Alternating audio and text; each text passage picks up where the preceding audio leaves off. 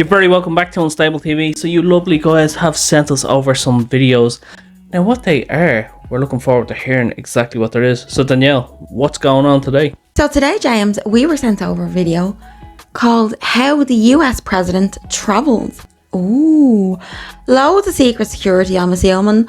Loads of big huge trucks, loads of guns. Probably loads of attack helicopters. We don't know. Everything to keep this president safe. So we're wondering on this video, which CIA agent is actually a random civilian and how exactly is it bulletproofed up to the teeth? Let's go! It is the worst nightmare of the Secret Service. An attack on the President of the United States while he's traveling. Because everyone's getting Hidden fired beneath after that. this manhole cover is a bomb that went undetected, and it can be triggered remotely. Just seconds from now, the presidential motorcade will be passing over exactly this spot. But this is not the only danger. A few blocks away, there is a second threat. Located in a dimly lit room, a sniper is overlooking the intersection, where the president will soon be. And a little further down the road, a van with tinted windows is parked, close to the blocked-off streets. Inside, a man is preparing a rocket launcher that will soon be aimed at the motorcade. Fortunately, these three scenarios are purely fictional, but they will demonstrate the rigorous effort the Secret Service undertakes to ensure that the president remains secure during travel. This is madness. While the president is still about 2 minutes away from the manhole cover with the bomb, the first car of the motorcade, the route car, is already driving past this spot. This car, together with the pilot car, ensures that the road is clear of obstructions. The sweepers, which are primarily motorcycles, follow the route car and pilot car and help clear the road ahead. However, they are unable to identify the bomb. Yeah, how are you supposed to detect that? The core of the motorcade, consisting of Secret Service vehicles with the president on board, is approaching. As the president's limousine rolls towards the manhole cover, a person remotely pulls the trigger, and suddenly, nothing happens. What? The remote trigger didn't work, and that is because of this car. The electronic Countermeasures Suburban, one of the most technically impressive vehicles in the motorcade. On its roof, antennas emit radio frequencies that drown out any bomb activation signal. That's crazy. That's amazing. Barrage jamming, and it essentially works by the antennas emitting such a strong noise signal that other signals simply cannot get through. That's insane. So the truck that's there is just literally like, any bombs? Not today. Yeah, I was all for the classic bulletproof windows. You know, maybe the Secret Service make a blockade with the cars. I didn't realize they had a radio frequency emitter, so they basically have an EMT driving around with them at all times. That's crazy. Because I was wondering, I was like, why didn't the bomb go off? Why didn't the fake bomb go off? Sorry, YouTube, don't take us down, I apologise. Why didn't the hypothetical situation happen? Terms and conditions. Exactly. When it was driving past, it's like, that's crazy. It's mad that technology like this exists, and it's just a little thing on the top of a car you wouldn't even notice. You wouldn't even notice it. Yeah, the average person wouldn't see that. You wouldn't pay any mind to it. You'd be like, oh, they must just have good radio signal. The president likes his playlist from Mix 105 or whatever it's called. Well, now we know what a lot of the cars are, because beforehand I was like, this seems very excessive and ridiculous, but they all have a meaning. They all make sense, and the motorcycles aren't just there to make it look like the president is part of the Hells Angels. They're actually there for a reason. And so, the motorcade continues undisturbed towards the second threat, the sniper in the window. Located behind the electronic Countermeasures Suburban is the president's vehicle, commonly known by its nickname, the Beast. However, you can never be sure in which car the president is, as there are two identical presidential limousines on the road. Following behind are two cars carrying the president's most important security personnel, ready to take action in the event of an attack. This is the so-called halfback in which the president's personal Secret Service agents are located. No matter what happens, these agents will stay with the president. The other car carries the counter-assault team. These heavily armed agents can remain on site and fight off an attack. This creates a secure buffer between attackers and the president. Behind these cars are the control car and the support car. These transport additional Secret Service agents, essential presidential staff, as well as the president's personal doctor. But unknown to any of them, they are currently approaching another threat as the motorcade arrives at the intersection the sniper has scouted out. The fact that there are two identical cars makes it difficult for the shooter, but unfortunately he catches a glimpse through the glass, aims, and pulls the trigger. And the car just like swallows it or something. Such a scenario naturally brings back memories of the 1963 assassination of John F. Kennedy, who was shot while driving his motorcade through Dallas. Since that time, the presidential limousine has undergone many changes. Kennedy's car was a specially modified 1961 Lincoln Continental. Unfortunately though, only a few of the adjustments made were related to security improvements. The car was retrofitted with a luxurious heating and air conditioning system, as well as lights, sirens, fire extinguishers, and radio telephones for communication. The car was also extended to include a middle row of jump seats that can fold away when not in use. In addition, the roof was made to be completely removable, and the cushion on the rear bank where the president sits was raised.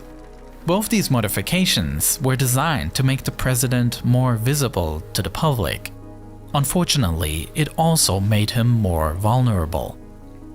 After Kennedy's assassination, the car was massively rebuilt. A top of bulletproof glass was installed, and the body of the car was now protected with titanium armor. Wow. That makes sense. Perhaps somewhat symbolic, the light convertible appearance, representative of a hopeful time, was built up into a tank set to protect his more divisive successor.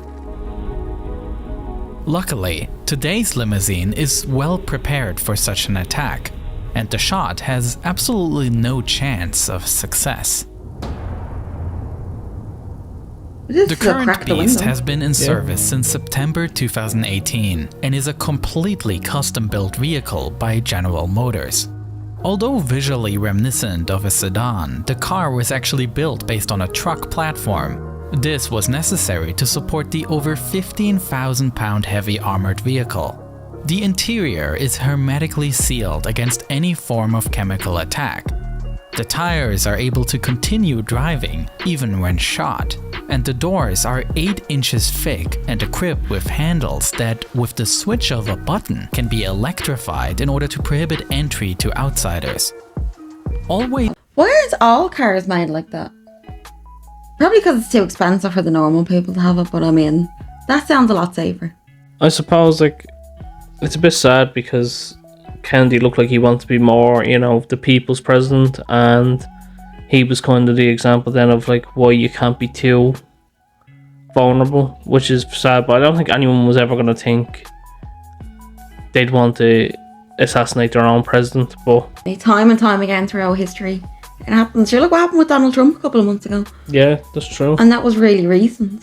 Yeah. So, and regardless of what happens, I think we can all agree, maybe assassinating people that you don't agree with is a bit of a problem.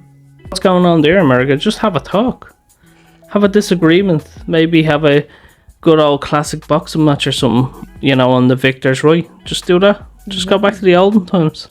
And we're not saying this only happens in America, because it doesn't. One of Ireland's political leaders recently got attacked. It wasn't with weapons or anything like that, but an attack is still an attack. When things are getting thrown at you, it still counts. Yeah. Regardless of how serious it is. If people are still coming up to political figures and like throwing things at them and being aggressive towards them, still a bit of an issue. Inside the car, there is a storage of blood of the same blood type as the president. It is a luxury tank designed to withstand any possible threat. But the biggest challenge in our scenario is yet to come, as just 2 blocks away, the van with the rocket launcher prepares to test the car's endurance. Behind the solid core of vehicles directly protecting the president are a few larger vans.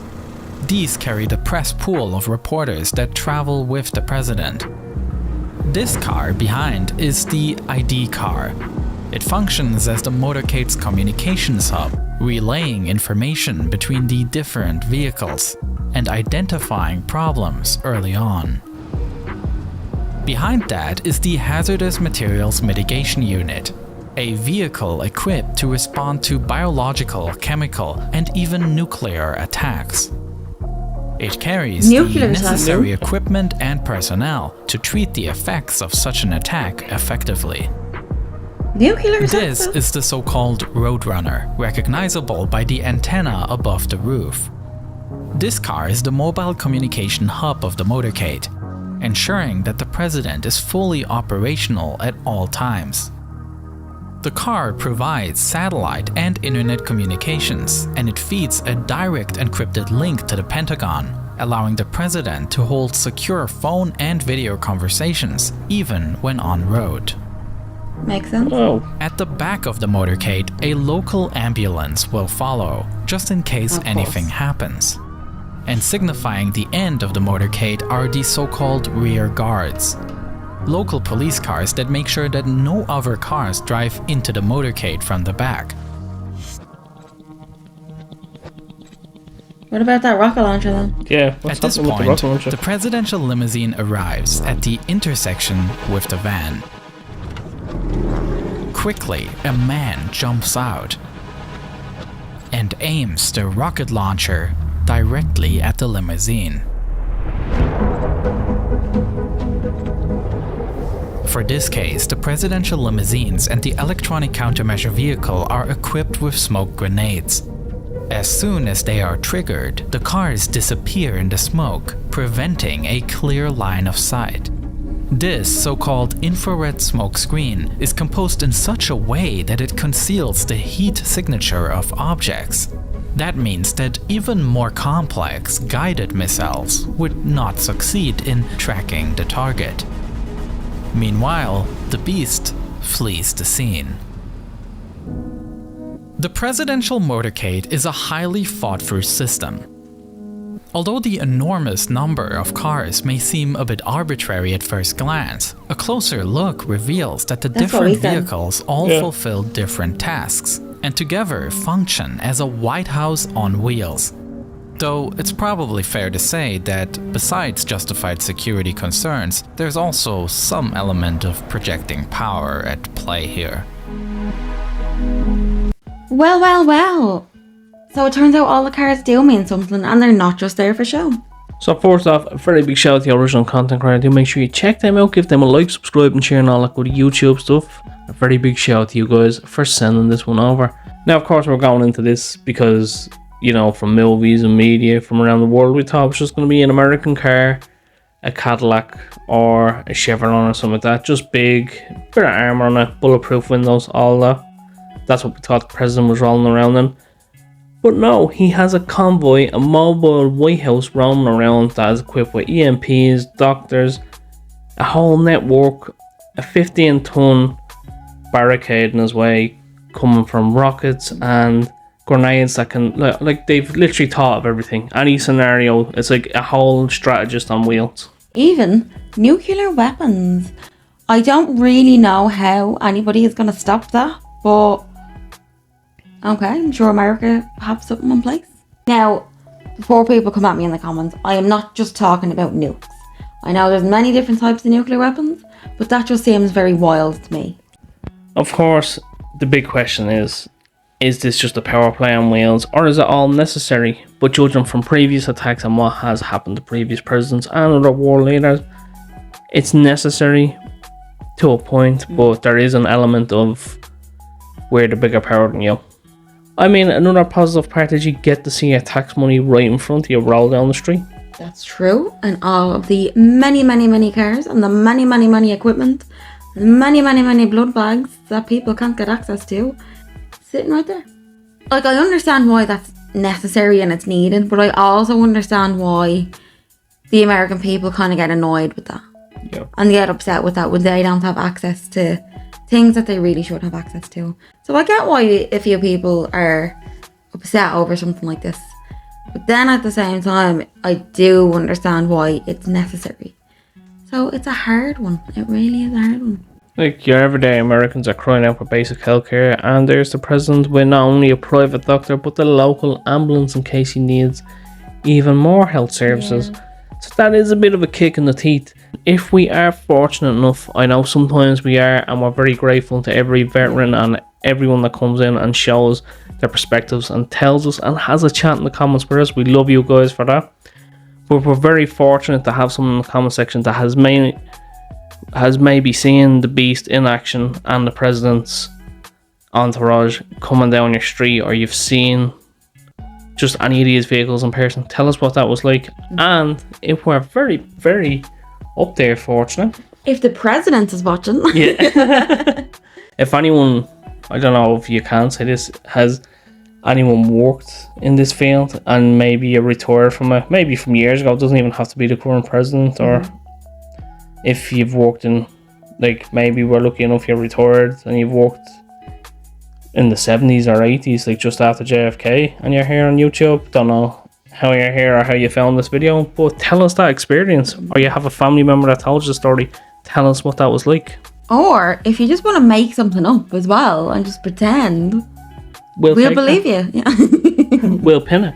Exactly. It is good to say that each one of these vehicles is necessary and does have requirements for them, and it's not just random vehicles that are just driving around with the president to make it look cool and powerful. They're all needed for something specific. Yeah. So that is good to see, because that's what we always wondered. Is this just a random load of cars driving, or does everything have a purpose? And everything has a purpose. I know these 3 threats. Which one do you guys think would be the most likely to actually happen? Well, the gun, obviously, because that happens a lot, really. What gun? The sniper rifle. I mean, yeah, probably the gun. I mean, I wouldn't say a lot of people have access to rocket launchers now. So I would say the gun would be most likely, but I mean, it's not very useful in the situation now, is it? What do you think? I think they'd believe that the sniper rifle would give them a better chance or an advantage, but I think they're the most prepared for that. Yeah. But I honestly thought, watching it, the threat with the bomb, I was like, oh, this is like, they can't see it. They can't see it coming. There's no way. And then they're like, boom, radio signals, EMPs, signals gone. I was like, that is just genius. But I thought the whole time, I was like, they're going over this. Yeah. Car's gone. I mean, if this is the technology they're willing to tell us about, what technology do they have in them cars that they're not willing to tell us about? And I'm assuming it's a lot. Yeah. So, of course, if you did like this, do make sure you subscribe, comment, share, like, hit that bell. And if you have any other videos you want us to check out, drop them down below. And that's been our 2 cents, and we will chop ourselves out.